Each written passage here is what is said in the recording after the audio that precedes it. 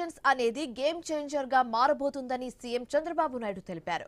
AI, quantum computers ను ఎలా వినియోగించుకుంటారనేది చాలా ఇంపార్టెంట్ విషయమని చెప్పారు. వాటి భవిష్యత్తు మారుతుందని కూడా చెప్పారు. ఢిల్లీలో నిర్వహించిన రైసీనా డైలాగ్ 2026 సదస్సులో ఆయన మాట్లాడారు. సైబరాబాద్ తో పాటు అమరావతిని బ్లూ గ్రీన్ సిటీగా నిర్మించే అవకాశాన్ని భగవంతుడు తనకు ఇచ్చామని అన్నారు. టెక్నాలజీని, ఇన్ఫ్రాను మితిలం చేసి కాలుష్య రహిత నగరంగా అమరావతిని నిర్మిస్తామని కూడా తెలిపారు. అమరావతిలో గ్లోబల్ లీడర్షిప్ సెంటర్ను ఏర్పాటు చేస్తున్నామని స్పష్టం చేశారు. సహకార ఫెడరలిజం అనే అంశంపై కేంద్రం, రాష్ట్ర ప్రభుత్వాలు పనిచేస్తున్నాయని చెప్పారు. ప్రజల జీవన ప్రమాణాలను కూడా అత్యున్నతంగా తీర్చిదిద్దేలా కార్యాచరణ చేపడుతున్నామని చంద్రబాబు పేర్కొన్నారు.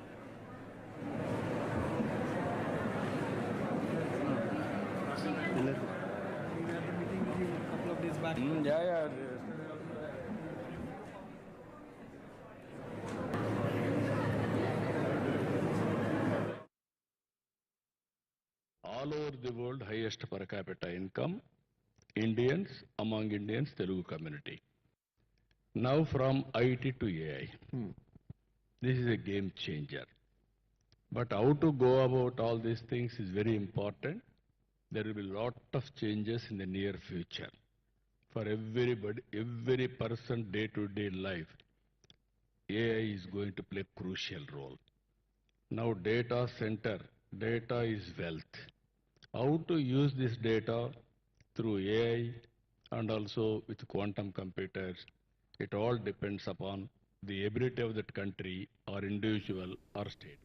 రైసీనా డైలాగ్ సదస్సులో తెలంగాణ భవిష్యత్తుపై చర్చించామని సీఎం చంద్రబాబు తెలిపారు.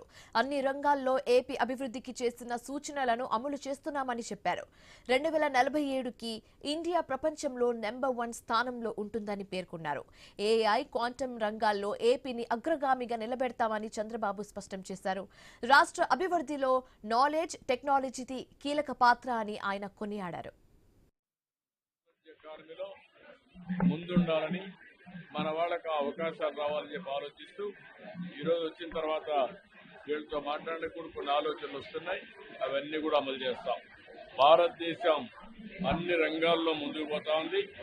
అదే సమయంలో ఆంధ్రప్రదేశ్ మనం లీడ్ చేసే పరిస్థితి వస్తుంది.